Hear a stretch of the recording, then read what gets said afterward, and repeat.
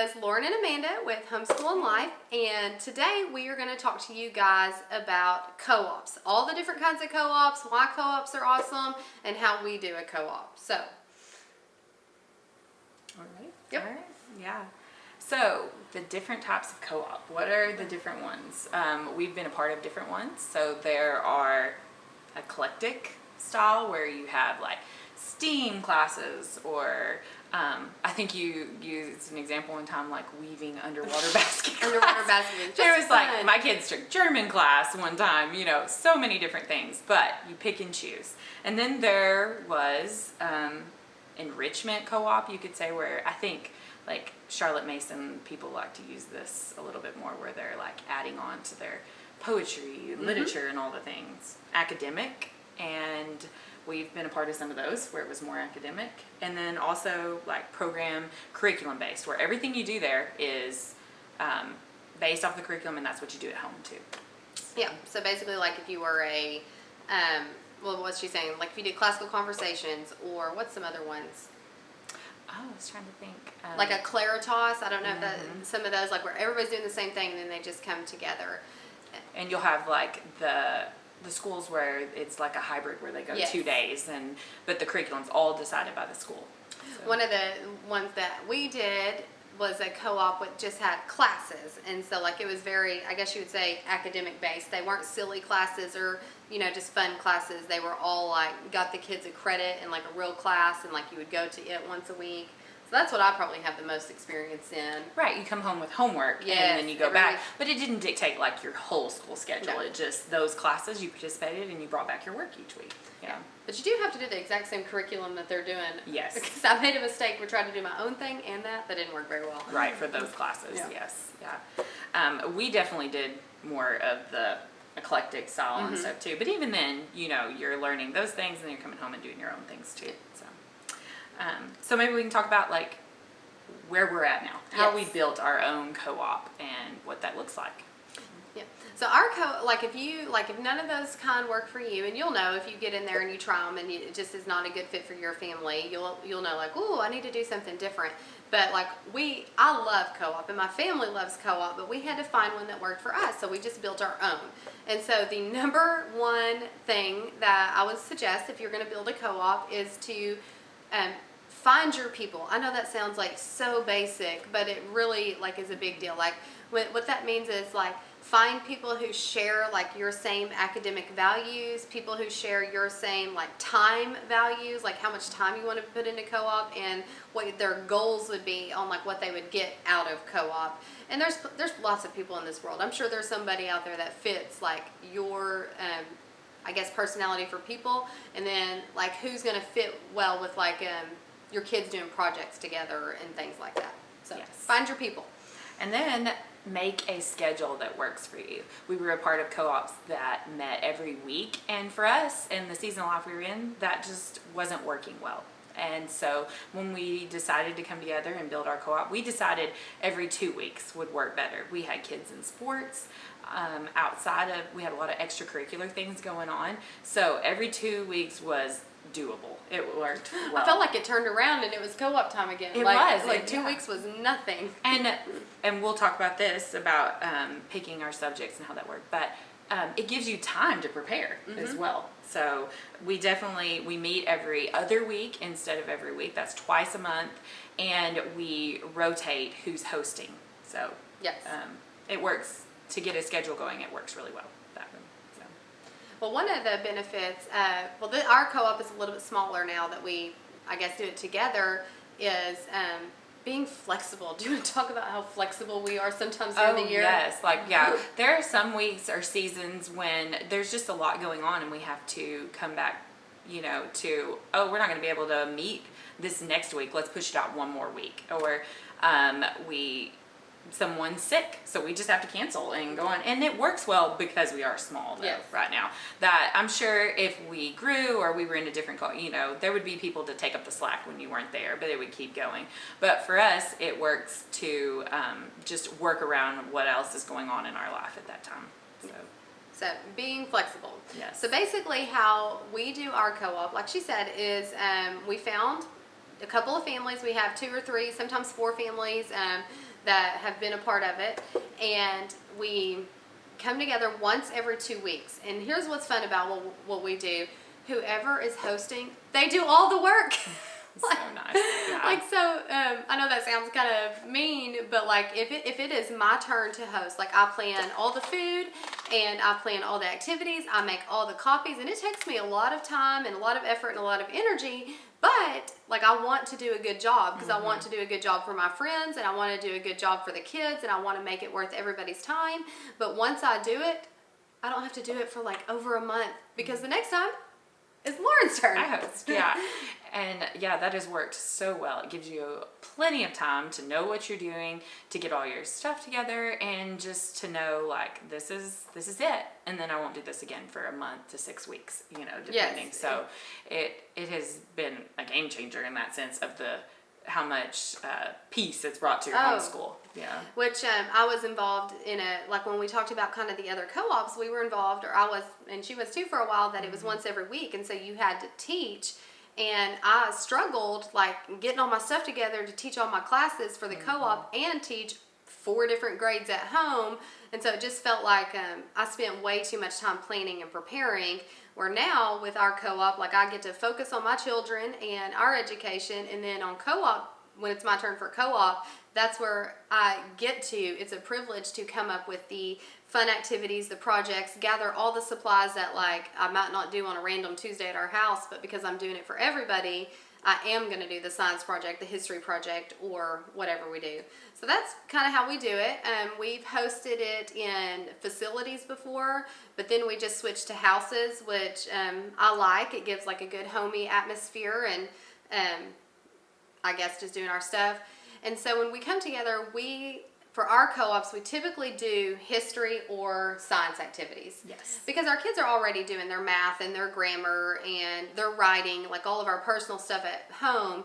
But it's just more fun to do a science project together, and it's more fun to do like some history things together, and the kids seem to enjoy it. Yeah, I think. Yeah, it gives you the accountability. We've talked about that. We still wanted that accountability during the younger years. We just didn't want so much stress of all that was required. But sometimes you still want to do a project, like she said, together and things. So we came together and we do the projects, which is so much fun for the kids. And so we had some based off history. We had some based off science. We did human body one year, and it was so cool to like the kids took up teams and built their own, each person into a skeleton, like put the different bones on their body and stuff. That was a good one. Or we did history, and we did the Johnny Tremaine. We talked about fun.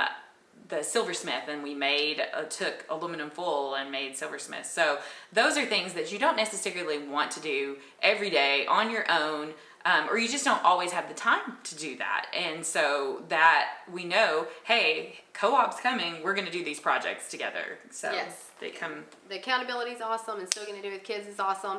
So we'll come together usually in the morning, and we're mamas, so what do we do? What do we tell our kids? Hey, you have to do all of this stuff and do it well before you get lunch and play. So the kids, we hope, stay motivated all morning to do all of our awesome projects we have planned, and then we eat lunch, and then we let them play for a little bit in the afternoon. And so it's like you get lots of, I guess, social benefit, academic benefit, relationship benefit when it's not very stressful. And so hopefully we can show you some of the co-ops that we do together, because she named a few of her favorites, and I don't know, I have lots of good favorites, but we've done like volcanoes in New Zealand, and we've done art projects and ocean projects, so just a lot, and then we can do labs together. Oh, you remember the time we did the eyeballs and everything? Oh, the dissection, yes. We dissected eyeballs and some other body part. I don't remember. It was a couple of years like ago. A heart or something. Like not a human, cow heart. Yeah, that was it. Anyways, yeah. You do fun stuff. And then it's also nice because like one person gathers all the supplies, which I think I already said that, but you've got to know that's a benefit. So. Yes, yeah. And how do we plan out our curriculum? How do we know what we're going to study together every year? So we can talk a little bit, like we actually are planning that before the school year starts. Yes. Most of the time. In the summer, we get together, we talk about, okay, what do you want to do this year? Or we get each other's feedback. And then we talk to our kids sometimes too. What do you want to study? And we will decide mostly on those, not our core subjects, but on our, like our history and our science. And through the years so far leading up, we pick the same time period of history, and we usually pick the same subjects for science that year. And then we come together those weeks, and as we walk through whatever chapters we're on, we'll usually, whoever's hosting takes part of whatever we've learned and builds on that. And it's really nice because, like, we don't actually stay together every single week where we're at. Like, sometimes she's ahead of me or I'm ahead of her. Like, you know, it ebbs and flows in our homeschool schedules. So either sometimes the kids are getting a really good review, or they're getting, you know, a preview, something like that. But it all actually works out in the end because, like she said, it's like we're building on the curriculum. We're not just taking the curriculum and doing what it says. Like, whatever that subject is, that's where we're going out and trying to be creative and find the neat and extra stuff that is too overwhelming to do every day. Right. Yeah. And we've had different ages through the years too, where you have your littles and bigs, but mostly we've incorporated everybody together doing these projects. And sometimes you'd have kids that were more interested in one than others, and sometimes some things are optional, some things are not. Yes. You know, for them to do. So we just made it work, and so things are looking a little bit different these days, though. It makes me sad, but I mean, it's a good sad, but yeah. it is. This last year was definitely different.